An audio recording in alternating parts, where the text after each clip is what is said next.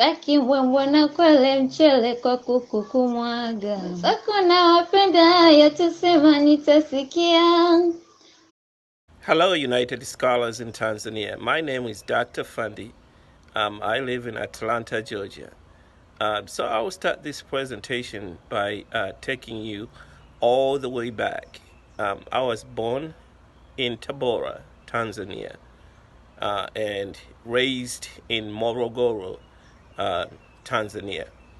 I went to primary school in Morogoro, went to secondary school in Mahenge, Morogoro.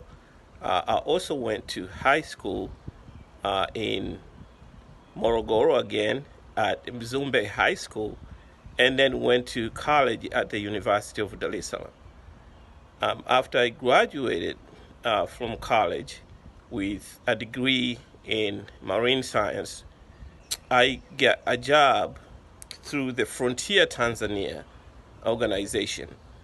Frontier Tanzania was at the time an organization that did marine research in southern Tanzania.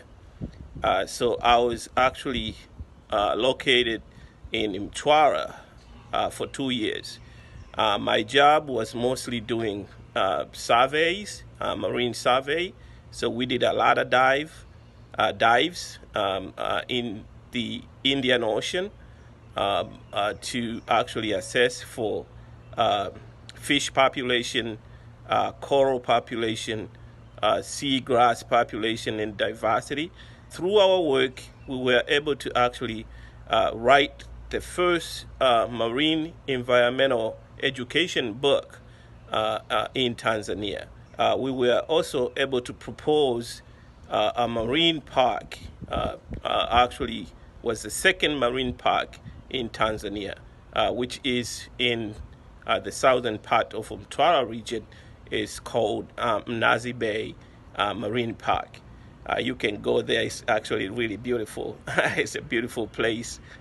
Long beaches, very beautiful white sand, and incredible dives in that area of southern Tanzania.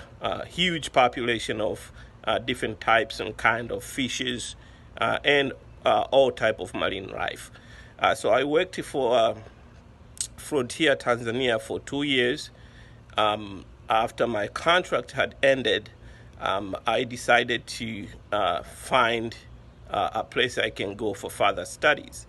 So I immigrated to the United States, came here to the U.S., and my first place to go was in Florida. I applied to schools in different parts of the U.S. My interest was mostly in environmental science and environmental education. Admitted to Towson University in Maryland. So I moved from Florida to Maryland to do my studies at Towson University, which was a program for 2 years. Let me just give you a little bit of an understanding of how education is actually done in the United States, from high school all the way to graduate school. In the United States, most high school students actually have jobs.